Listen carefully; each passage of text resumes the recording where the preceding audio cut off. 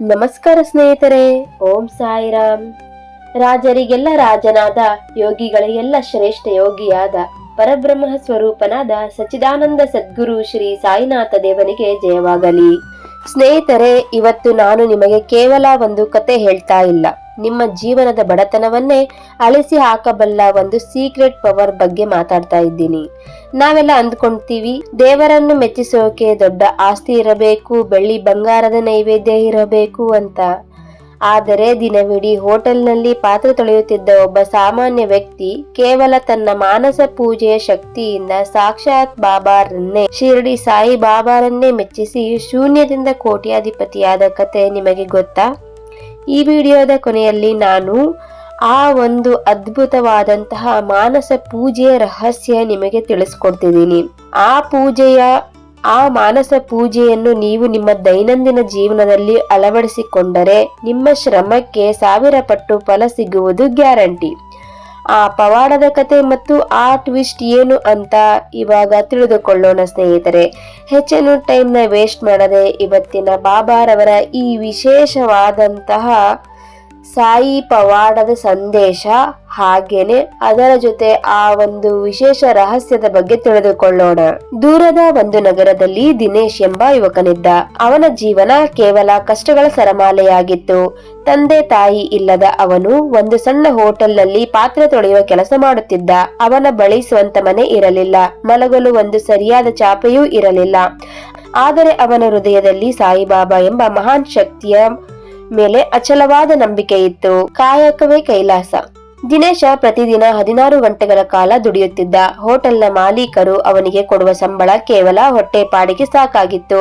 ಒಂದು ದಿನ ಅವನು ಬಾಬಾರ ಭಾವಚಿತ್ರದ ಮುಂದೆ ನಿಂತು ಹೀಗೆ ಅಂದುಕೊಂಡ, ಬಾಬಾ, ನನ್ನ ಬಳಿ ನಿನಗೆ ಕೊಡಲು ಹಣವಿಲ್ಲ, ಹೂವುಗಳಿಲ್ಲ, ಆದರೆ ನನ್ನ ಈ ಕೈಗಳ ಶ್ರಮ ಮತ್ತು ನನ್ನ ಮನಸ್ಸಿನ ಭಕ್ತಿ ಮಾತ್ರ ಇದೆ. ಇಂದಿನಿಂದ ನಾನು ಮಾಡುವ ಪ್ರತಿ ಕೆಲಸವನ್ನು ನಿನಗೆ ಮಾಡುವ ಪೂಜೆ ಎಂದೇ ಭಾವಿಸುತ್ತೇನೆ. ದಿನೇಶ ಮೊದಲು ತನ್ನ ಹೃದಯವನ್ನೇ ಒಂದು ವಿಶಾಲವಾದ ಬಂಗಾರದ ಮಂದಿರವನ್ನಾಗಿ ಕಲ್ಪಿಸಿಕೊಳ್ಳುತ್ತಿದ್ದ. ಆ ಮಂದಿರದ ನೆಲವು ಅಮೃತ ಶಿಲೆಯಿಂದ ಕೂಡಿದ್ದು, ಗೋಡೆಗಳ ಮೇಲೆ ನವರತ್ನಗಳು ಹೊಳೆಯುತ್ತಿದ್ದವು. ಮಂದಿರದ ಮಧ್ಯಭಾಗದಲ್ಲಿ ಒಂದು ಭವ್ಯವಾದ ರತ್ನಖಚಿತ ಸಿಂಹಾಸನ, ಅದರ ಮೇಲೆ ಶಾಂತಮೂರ್ತಿ ಸಾಯಿಬಾಬಾ ಅವರ ಮಂದಹಾಸ ಬೀರುತ್ತಾ ಕುಳಿತಿದ್ದಾರೆ. ಮಾನಸ ಪೂಜೆಯ ಅತ್ಯಂತ ಭಾವನಾತ್ಮಕ ಕ್ಷಣವಿದು. ದಿನೇಶನು ತನ್ನ ಇಡೀ ದಿನದ ಕಠಿಣ ಶ್ರಮವನ್ನು ನೆನೆಯುತ್ತಿದ್ದ. ಅವನು ತನ್ನ ಹಣೆಯ ಮೇಲೆ ಸುರಿದ ಬೆವರಿನ ಹನಿಗಳನ್ನು ಒಂದು ಚಿನ್ನದ ಪಾತ್ರೆಯಲ್ಲಿ ಸಂಗ್ರಹಿಸುತ್ತಿದ್ದೇನೆ ಎಂದು ಭಾವಿಸುತ್ತಿದ್ದ. ಆ ಬೆವರನ್ನು ಗಂಗೆಯಂತೆ ಪವಿತ್ರವೆಂದು ಭಾವಿಸಿ ಬಾಬಾರ ಕೋಮಲ ಪಾದಗಳ ಮೇಲೆ ಎರೆಯುತ್ತಿದ್ದ. ಬಾಬಾ, ಈ ಬೆವರಿನ ಹನಿಗಳೇ ನನ್ನ ಪೂಜಾ ಪುಷ್ಪಗಳು, ಇದನ್ನು ಸ್ವೀಕರಿಸು ಎಂದು ಪ್ರಾರ್ಥಿಸುತ್ತಾ ಬಾಬಾರ ಪಾದಗಳನ್ನು ತನ್ನ ಕಣ್ಣುಗಳಿಗೆ ಹಚ್ಚಿಕೊಳ್ಳುತ್ತಿದ್ದ. ಹೋಟೆಲ್ನಲ್ಲಿ ಗ್ರಾಹಕರಿಗೆ ಬಡಿಸುವಾಗ ತಾನು ಮುಟ್ಟಲಾಗದ ಆ ರಾಜಭೋಗದ ಪದಾರ್ಥಗಳನ್ನು ಮನಸ್ಸಿನಲ್ಲೇ ಬಾಬಾರಿಗೆ ಅರ್ಪಿಸುತ್ತಿದ್ದ. ಅಭಿಷೇಕ, ಪಂಚಾಮೃತದ ಬದಲು ತನ್ನ ನಿಷ್ಕಲ್ಮಶವಾದ ಪ್ರೀತಿಯಿಂದ ಬಾಬಾರವರಿಗೆ ಸ್ನಾನ ಮಾಡಿಸುತ್ತಿದ್ದ. ವಸ್ತ್ರ, ಅತ್ಯಂತ ಮೃದುವಾದ ರೇಷ್ಮೆ ಪೀತಾಂಬರವನ್ನು ಬಾಬಾರಿಗೆ ತೊಡಿಸಿ ಕಸ್ತೂರಿ ತಿಲಕವನ್ನು ಹಣೆಗೆ ಹಚ್ಚುತ್ತಿದ್ದ. ಧೂಪ ಮತ್ತು ದೀಪ, ತನ್ನಲ್ಲಿರುವ ಕೆಟ್ಟ ಆಲೋಚನೆಗಳನ್ನು ಸುಟ್ಟು ಧೂಪವನ್ನಾಗಿ ಮಾಡುತ್ತಿದ್ದ. ತನ್ನ ಜ್ಞಾನವನ್ನೇ ದೀಪವನ್ನಾಗಿ ಹಚ್ಚುತ್ತಿದ್ದ. ರಾಜಭೋಗ, ಹೋಟೆಲ್ನಲ್ಲಿ ತಯಾರಾದ ಘಮಘಮಿಸುವ ಪಲಾವ್, ಸಿಹಿ ಹೋಳಿಗೆ ಮತ್ತು ಕೇಸರಿ ಬಾತ್ಗಳನ್ನು ಬೆಳ್ಳಿ ತಟ್ಟೆಯಲ್ಲಿಟ್ಟು ಬಾಬಾರಿಗೆ ತುತ್ತು ನೀಡುತ್ತಿದ್ದ. ಬಾಬಾ ಅದನ್ನು ತಿಂದಾಗ ಸಿಗುವ ಆ ತೃಪ್ತಿಯನ್ನು ದಿನೇಶ್ ಸಾಕ್ಷಾತ್ ಕಲ್ಪನೆಯಲ್ಲಿಯೇ ಅನುಭವಿಸುತ್ತಿದ್ದ. ಪೂಜೆಯ ಕೊನೆಯಲ್ಲಿ ದಿನೇಶನು ಬಾಬಾರ ಮುಂದೆ ಕುಳಿತು ಸಾಷ್ಟಾಂಗ ನಮಸ್ಕಾರ ಮಾಡಿ ಹೀಗೆಂದು ಸಂಕಲ್ಪ ಮಾಡುತ್ತಿದ್ದ, ಬಾಬಾ, ಇಂದು ನನ್ನ ಬಳಿ ಈ ಮಂದಿರ ಕೇವಲ ಕಲ್ಪನೆಯಲ್ಲಿದೆ, ಆದರೆ ನನ್ನ ಶ್ರಮ ಮತ್ತು ನಿನ್ನ ಕೃಪೆ ಒಂದಾದರೆ ಒಂದು ದಿನ ನಾನು ಇದೇ ರೀತಿ ನಿಜವಾದ ಮಂದಿರವನ್ನು ಕಟ್ಟಿ ಸಾವಿರಾರು ಬಡವರ ಹೊಟ್ಟೆ ತುಂಬಿಸುತ್ತೇನೆ. ಸ್ನೇಹಿತರೆ, ದಿನೇಶನು ಕೆಲಸವನ್ನು ಮುಗಿಸಿ ರಾತ್ರಿ ಬಂದಾಗ ಅವನು ಮೆಡಿಟೇಷನ್ ಮಾಡುವ ಮೂಲಕ ಆ ಮೆಡಿಟೇಷನ್ ನಲ್ಲಿ ಮಾನಸ ಪೂಜೆನ ಮಾಡ್ತಾ ಇದ್ದ. ಹೇಗೆ ಅಂದ್ರೆ, ನಾವು ದೇವರ ಮನೆಯಲ್ಲಿ ದೇವರಿಗೆ ಅಂದರೆ ಬಾಬಾರವರ ಮೂರ್ತಿಗೆ ಹೇಗೆ ಅಭಿಷೇಕಗಳನ್ನ, ಪೂಜೆ ಪುನಸ್ಕಾರಗಳನ್ನ, ಹೂವು ಹಣ್ಣುಗಳನ್ನ, ಆರತಿಗಳನ್ನ ಯಾವ ರೀತಿ ಸೇವೆಯನ್ನ ಮಾಡ್ತಿದ್ವೋ ಅದನ್ನ ಮಾನಸಿಕವಾಗಿ ಕಲ್ಪನೆ ಮಾಡುವ ಮೂಲಕ ಮಾಡ್ತಾ ಇದ್ದ. ಅವನು ಕುತ್ಕೊಂಡಲ್ಲೇ ಕಣ್ಮುಚ್ಕೊಂಡು ಬಾಬಾರವರಿಗೆ ನೀರು ಹಾಕ್ತಿರೋದು, ಅಭಿಷೇಕ ಹಾಕ್ತಿರೋದು, ಹೂನ ಮುಡಿಸ್ತಾ ಇರೋದು, ನೈವೇದ್ಯನ ಅರ್ಪಿಸ್ತಾ ಇರೋದನ್ನ ಈ ರೀತಿಯಾಗಿ ಅವನು ಸೇವನೆ ಮಾಡ್ತಾ ಇದ್ದ. ಶ್ರಮಕ್ಕೆ ಸಿಕ್ಕ ಫಲ ಮತ್ತು ಪವಾಡ. ದಿನೇಶನ ಪ್ರಾಮಾಣಿಕತೆ ಮತ್ತು ಏಕಾಗ್ರತೆ ಎಷ್ಟು ಹೆಚ್ಚಾಯಿತೆಂದರೆ ಅವನು ಪಾತ್ರೆ ತೊಳೆಯುವ ಹಂತದಿಂದ ಅದೇ ಹೋಟೆಲಿನ ಮ್ಯಾನೇಜರ್ ಆಗಿ ಬೆಳೆದ. ನಂತರ ತನ್ನದೇ ಆದ ಒಂದು ಸಣ್ಣ ಉದ್ದಿಮೆಯನ್ನು ಆರಂಭಿಸಿದ. ಬಾಬಾರ ಕೃಪೆ ಮತ್ತು ಅವನ ಕಠಿಣ ಶ್ರಮದಿಂದ ಎಲ್ಲೆಡೆ ಅವನಿಗೆ ಪ್ರೋತ್ಸಾಹ ಸಿಗುತ್ತದೆ, ಒಳ್ಳೆಯ ಗೆಳೆಯರ ಬಳಗವು ಸಿಗುತ್ತದೆ. ಇದರಿಂದ ಅವನಿಗೆ ಕೆಲವೇ ವರ್ಷಗಳಲ್ಲಿ ಅವನು ಆ ನಗರದ ಅತಿ ದೊಡ್ಡ ಉದ್ಯಮಿಯಾಗಿ ಕೋಟ್ಯಾಧಿಪತಿಯಾಗಿ ಬೆಳೆದ. ಒಮ್ಮೆ ಅವನು ಒಂದು ದೊಡ್ಡ ಸಾಯಿ ಮಂದಿರವನ್ನು ನಿರ್ಮಿಸಿ ಅಲ್ಲಿ ಸಾವಿರಾರು ಜನರಿಗೆ ಅನ್ನದಾನ ಹಮ್ಮಿಕೊಂಡಿದ್ದ. ಅಂದು ರಾತ್ರಿ ಅವನ ಕನಸಿನಲ್ಲಿ ಬಾಬಾ ಪ್ರತ್ಯಕ್ಷರಾದರು. ಬಾಬಾ ನಗುತ್ತಾ ಹೀಗೆಂದರು, ದಿನೇಶ, ಇಂದು ನೀನು ಈ ಭವ್ಯ ಮಂದಿರ ಕಟ್ಟಿಸಿದ್ದೀಯ, ಸಾವಿರಾರು ಜನರಿಗೆ ಉಳಿಸುತ್ತಿದ್ದೀಯ. ಆದರೆ ನನಗೆ ಇಂದಿಗೂ ನೆನಪಿರುವುದು, ನೀನು ಅಂದು ಪಾತ್ರೆ ತೊಳೆಯುವಾಗ ಹರಿದ ಬಟ್ಟೆಯಲ್ಲಿ ಕುಳಿತು ಕಣ್ಣು ಮುಚ್ಚಿ ನನ್ನ ಬಾಯಿಗೆ ಇಟ್ಟ ಆ ಮಾನಸಿಕ ಸಿಹಿ ಪದಾರ್ಥವು, ಸಿಹಿ ಹೋಳಿಗೆಯು. ಅಂದು ನಿನ್ನ ಬಳಿ ಹಣವಿರಲಿಲ್ಲ, ಆದರೆ ನಿನ್ನ ಮನಸ್ಸು ಕೋಟ್ಯಾಧಿಪತಿಯಂತಿತ್ತು. ಆ ನಿನ್ನ ಅಂತರಂಗದ ಪೂಜೆಯೇ ಇಂದು ನಿನ್ನನ್ನು ಈ ಮಟ್ಟಕ್ಕೆ ಕರೆತಂದಿದೆ. ಈ ಕಥೆಯು ನಮಗೆ ಎರಡು ಸತ್ಯಗಳನ್ನು ತಿಳಿಸುತ್ತದೆ. ಮಾನಸ ಪೂಜೆ ಶಕ್ತಿ. ಬಾಬಾ ಭಕ್ತನ ಆಸ್ತಿಯನ್ನಲ್ಲ, ಅವನ ಆಂತರಿಕ ಭಾವವನ್ನು ನೋಡುತ್ತಾರೆ. ಶೂನ್ಯದಲ್ಲಿದ್ದಾಗಲೂ ನಾವು ಮನಸ್ಸಿನಿಂದ ಭಗವಂತನಿಗೆ ನೀಡುವ ಗೌರವವೇ ನಿಜವಾದ ಸಂಪತ್ತು. ಶ್ರಮದ ಬೆಲೆ. ಶ್ರದ್ಧೆಯಿಂದ ದುಡಿಯುವವನಿಗೆ ಬಾಬಾ ಎಂದು ಕೈ ಬಿಡುವುದಿಲ್ಲ. ನಿಮ್ಮ ಬೆವರಿನ ಹನಿಗಳು ಬಾಬಾರಿಗೆ ಅರ್ಪಿಸುವ ಪವಿತ್ರ ಪುಷ್ಪಗಳಿದ್ದಂತೆ. ಸ್ನೇಹಿತರೆ, ನೋಡಿದ್ರಲ್ಲ, ದಿನೇಶನ ಹತ್ತಿರ ಅಂದು ಏನು ಇರಲಿಲ್ಲ, ಆದರೆ ಅವನ ಮನಸ್ಸು ಮಾತ್ರ ಕೋಟ್ಯಾಧಿಪತಿಯಂತಿತ್ತು. ಅದಕ್ಕೆ ಬಾಬಾ ಹೇಳೋದು, ನೀನು ನನಗಾಗಿ ಒಂದು ಹೆಜ್ಜೆ ಇಟ್ಟರೆ ನಾನು ನಿನಗಾಗಿ 10 ಹೆಜ್ಜೆ ಇಡ್ತೀನಿ. ದಿನೇಶ ಕೇವಲ ಕಣ್ಣು ಮುಚ್ಚಿ ಪ್ರಾರ್ಥನೆ ಮಾಡ್ತಾ ಇರಲಿಲ್ಲ. ಅವನು ತನ್ನ ಮನಸ್ಸಿನಲ್ಲೇ ಒಂದು ಅದ್ಭುತ ಲೋಕ ಸೃಷ್ಟಿಸಿದ್ದ. ಅಲ್ಲಿ ಅವನು ಬಡವನಲ್ಲ, ಒಬ್ಬ ಮಹಾರಾಜ. ತನ್ನ ಕಠಿಣ ಶ್ರಮದ ಬೆವರಿನ ಹನಿಗಳನ್ನೇ ಪವಿತ್ರ ತೀರ್ಥವಾಗಿ ಮಾಡಿ ಬಾಬಾರ ಪಾದ ತೊಳೆದ. ತಾನು ಕೆಲಸ ಮಾಡುವ ಹೋಟೆಲ್ನ ಅತ್ಯಂತ ದುಬಾರಿ ತಿಂಡಿಗಳನ್ನೇ ಮಾನಸಿಕ ನೈವೇದ್ಯವಾಗಿ ಬಾಬಾರಿಗೆ ನೈವೇದ್ಯವಾಗಿ ಅರ್ಪಿಸಿದ. ಟ್ವಿಸ್ಟ್ ಅಂದ್ರೆ ಏನು ಗೊತ್ತಾ? ಅವನು ಕಣ್ಣು ತೆರೆದಾಗ ಅವನ ಹತ್ತಿರ ನಯಾ ಪೈಸೆ ಇರ್ತಾ ಇರಲಿಲ್ಲ, ಆದರೆ ಅವನು ಕಣ್ಣು ಮುಚ್ಚಿ ಪೂಜೆ ಮಾಡುವಾಗ ಅನುಭವಿಸುತ್ತಿದ್ದ ಆ ಶ್ರೀಮಂತಿಕೆ ಅವನ ಮೆದುಳು ಮತ್ತು ಶ್ರಮದ ಮೇಲೆ ಪ್ರಭಾವ ಬೀರಿತು. ಅವನಿಗೆ ಕೆಲಸದಲ್ಲಿ ಹೊಸ ಐಡಿಯಾಗಳು ಬರತೊಡಗಿದವು, ದೊಡ್ಡ ಅವಕಾಶಗಳು ಹುಡುಕಿಕೊಂಡು ಬಂದವು. ಸ್ನೇಹಿತರೆ, ಈಗ ಆ ರಹಸ್ಯದ ಸಮಯ. ಅಂದರೆ ಮಾನಸಿಕ ಪೂಜೆಯು ಹೇಗೆ ಮಾಡುವುದು ಎಂಬುದನ್ನು ತಿಳಿದುಕೊಳ್ಳೋಣ. ದಿನೇಶ ಕೋಟ್ಯಾಧಿಪತಿಯಾಗಲು ಕಾರಣವಾದ ಆ ಒಂದು ಕೆಲಸವು ಯಾವುದು ಗೊತ್ತಾ? ಅದುವೇ ಭಾವ ಸಮರ್ಪಣೆ. ನೀವು ಎಷ್ಟೇ ಕಷ್ಟಪಡುತ್ತಿರಲಿ, ಎಷ್ಟೇ ಸಾಲದಲ್ಲಿರಲಿ, ಪ್ರತಿದಿನ ರಾತ್ರಿ ಮಲಗುವ ಮುನ್ನ ಕೇವಲ 5 ನಿಮಿಷ ಕಣ್ಣು ಮುಚ್ಚಿ ಈ ಮಾನಸ ವ್ರತ ಮಾಡಿ. ನಿಮ್ಮ ಶ್ರಮವನ್ನು ಬಾಬಾರ ಪಾದಕ್ಕೆ ಅರ್ಪಿಸಿ. ನಿಮ್ಮ ಬಳಿ ಈಗಾಗಲೇ ಆ ಆಸ್ತಿ, ಆ ಯಶಸ್ಸು ಇದೆ ಎಂದು ಕಲ್ಪಿಸಿಕೊಳ್ಳಿ ಮತ್ತು ಆ ಖುಷಿಯಲ್ಲಿ ಬಾಬಾರಿಗೆ ಪೂಜೆ ಮಾಡಿ. ಇದರ ಫಲವೇನು? ನಿಮ್ಮಲ್ಲಿರುವ ನಕಾರಾತ್ಮಕ ಆಲೋಚನೆಗಳು ದೂರವಾಗಿ ಬಾಬಾರ ಸಂಕಲ್ಪ ಶಕ್ತಿ ನಿಮ್ಮಲ್ಲಿ ಜಾಗೃತವಾಗುತ್ತದೆ. ನೀವು ಕಲ್ಪನೆಯಲ್ಲಿ ಯಾವ ಮಂದಿರ ಕಟ್ಟುತ್ತೀರೋ, ಯಾವ ಮನೆಯನ್ನು ಕಟ್ಟುತ್ತೀರೋ, ಬಾಬಾ ಅದನ್ನು ನಿಮ್ಮ ಜೀವನದಲ್ಲಿ ನೈಜವಾಗಿ ಕಟ್ಟಿಸಿಕೊಡುತ್ತಾರೆ.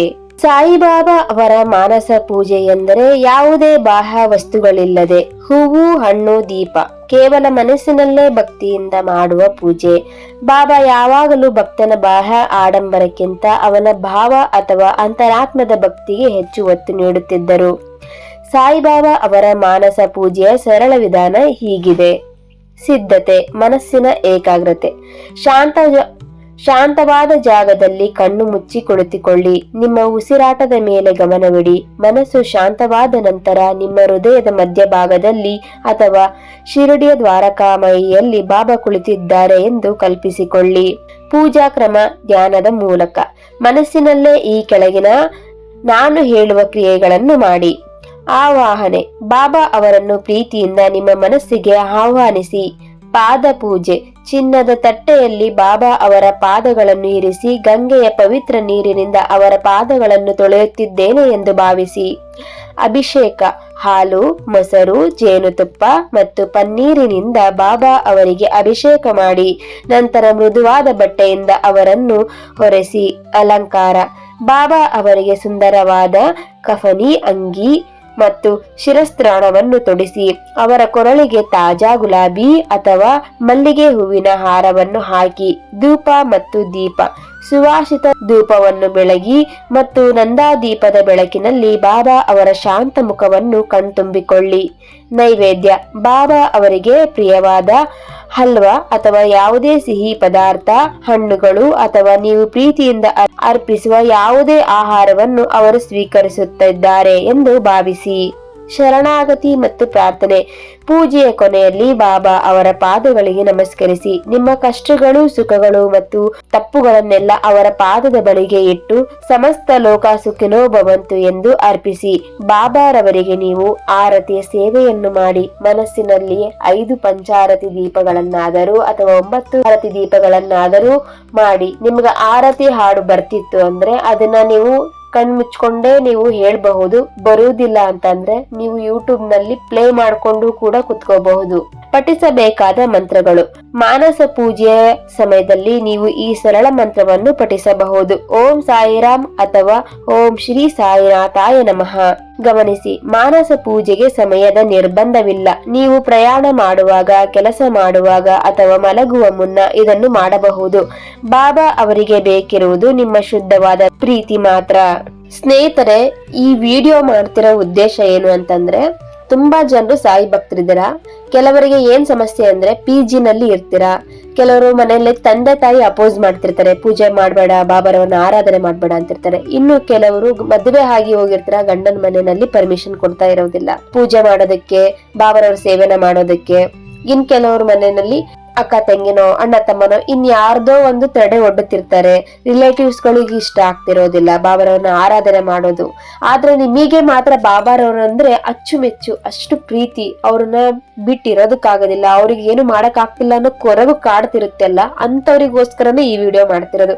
ಯಾಕಂದ್ರೆ ಇವನ್ ನಾನು ಪರ್ಸನಲಿ ಅರೌಂಡ್ ತುಂಬಾನೇ ಕಷ್ಟಪಟ್ಬಿಟ್ಟು 8 to 12 years ಅಂದ್ರೆ 8 ರಿಂದ 12 ವರ್ಷ ನಾನು ಬಾಬಾರವ್ರ ಪೂಜೆ ಮಾಡ್ಲಿಲ್ದಂಗೆ, ಮಾಡೋದಕ್ಕೆ ಪರ್ಮಿಷನ್ ಇಲ್ದಂಗೆ ಬಹಳ ಕಷ್ಟಪಡ್ತಿದ್ದೆ, ಬೇಜಾರ್ ಮಾಡ್ಕೊಳ್ತಿದ್ದೆ. ಬಟ್ ನನ್ಗೆ ರಿಯಲೈಸ್ ಆಗಿದ್ದು ಏನು ಅಂತಂದ್ರೆ, ಆ 8 ವರ್ಷದಲ್ಲಿ ಬಾಬಾರವ್ರಿಗೆ ಬೇಕಾಗಿರೋದು ಪ್ರೀತಿ ಮಾತ್ರ, ನಾಮಸ್ಮರಣೆ ಮಾತ್ರ, ಭಕ್ತಿ ಮಾತ್ರ. ಹೋಗ್ಬಿಟ್ಟು ನಾವು ಪೂಜೆನೇ ಮಾಡ್ಬೇಕು ಅಥವಾ ಅವ್ರಿಗೆ ನೈವೇದ್ಯಕ್ಕೆ ಇಡ್ಬೇಕು ಅಂತ ಏನು ಇಲ್ಲ ರೀ. ನಾನು ಈ ಒಂದು ಮಾನಸ ಪೂಜೆ ಪರ್ಸನಲಿ ಮಾಡಿದೀನಿ. ಹಾಗೇನೆ ಈಗ್ಲೂ ಕೂಡ ನಾನು ಮಾಡ್ತಿರೋದು ಬಾಬಾರವ್ರದ್ದು. ರಿಯಲ್ ಆಗಿ ಪೂಜೆ ಮಾಡೋದು ತುಂಬಾನೇ ಕಮ್ಮಿ ನಾನು. ಆದ್ರೆ ನಾನ್ ಬಾಬಾರವ್ರಿಗೆ ಮಾಡೋದು ಏನು ಅಂತಂದ್ರೆ, ಜಾಸ್ತಿ ನಾಮ ಜಪ ಮಾಡ್ತೀನಿ, ಮನ್ಸಿಂದ ಪ್ರಾರ್ಥನೆ ಮಾಡ್ಕೊಳ್ತೀನಿ, ನನ್ಗೆ ಏನ್ ಬೇಕು ಅದಕ್ಕೆ ಕೇಳ್ಕೊಳ್ತೀನಿ, ಬಿಟ್ಬಿಡ್ತೀನಿ. ಇನ್ನೇನು ನೀವುಗಳೆಲ್ಲರೂ ಸಿಕ್ಕಿದಿರಲ್ಲ, ನಿಮ್ ಸೇವೆನ ಮಾಡ್ಕೊಂಡು ಬಾಬಾರವ್ರ ಚಾನೆಲ್ನ ನಡೆಸ್ಕೊಂಡು ಈ ರೀತಿಯಾಗಿ ಜಾಸ್ತಿ ಬಾಬನ್ ಬಗ್ಗೆನೇ ಮಾತಾಡ್ಕೊಂಡೇ ಜೀವನನ ಸಾಗಿಸ್ತಿದ್ದೀನಿ. ಹಾಗಾಗಿ ನನ್ಗೆ ಪರ್ಟಿಕ್ಯುಲರ್ ಆಗಿ ಅದಕ್ಕೋಸ್ಕರನೇ ಕುತ್ಕೊಂಡು ನಾನು ಪೂಜೆ ಮಾಡ್ಬೇಕು, ವ್ರತ ಮಾಡ್ಬೇಕು, ಆಚರಣೆ ಮಾಡ್ಬೇಕು ಅನ್ನೋದೆಲ್ಲ ನನ್ಗೆ ಅವಶ್ಯಕತೆನೆ ಬಿದ್ದಿಲ್ಲ. ನಾನು ಯಾಕೆ ಅಂತಂದ್ರೆ, ನಾನು ಪೂಜೆ ಪುನಸ್ಕಾರ ವ್ರತ ಆಚರಣೆಗಳನ್ನ ನಾನು ಮಾಡಿದಾಗ ನನಗ್ ಬಂದಿರೋದು ಸಿಕ್ಕಾಪಟ್ಟೆ ವಿಘ್ನಗಳು ಬರ್ತಿದ್ವು, ಮಿಸ್ಅಂಡರ್ಸ್ಟ್ಯಾಂಡಿಂಗ್ಗಳು, ಜಗಳಗಳು, ಮನಸ್ತಾಪಗಳು. ಅಷ್ಟೆಲ್ಲ ಮಾಡಿದ್ರೆ ಯಾಕೆ ಹೀಗಾಗ್ತಿತ್ತು ಅಂತ ಅನ್ಕೊಂಡಾಗ ನನಗೆ ರಿಯಲೈಸ್ ಆಗಿದ್ದು, ನನ್ನ ಕರ್ಮ ಕಳೀತಿದ್ದಾರೆ ಬಾಬಾ, ನಾನು ಏನ್ ತಪ್ಪುಗಳನ್ನ ಮಾಡ್ತಿದ್ದೆ, ಏನ್ ಸರಿಗಳನ್ನ ಮಾಡ್ತಿದ್ದೆ, ಯಾಕೆ ಜಗಳಗಳಾಗ್ತಿತ್ತು ಎಲ್ಲಾನು ನನಗೆ ತಿಳಿಸ್ಕೊಟ್ರು. ಹಾಗಾಗಿ ನಾನು ಆಯ್ಕೆ ಮಾಡ್ಕೊಂಡಿದ್ದು ಮಾನಸ ಪೂಜೆ. ಪರ್ಸನಲಿ ನನಗೆ ತುಂಬಾ ಚೆನ್ನಾಗಿ ಒಳ್ಳೇದಾಗಿದೆ.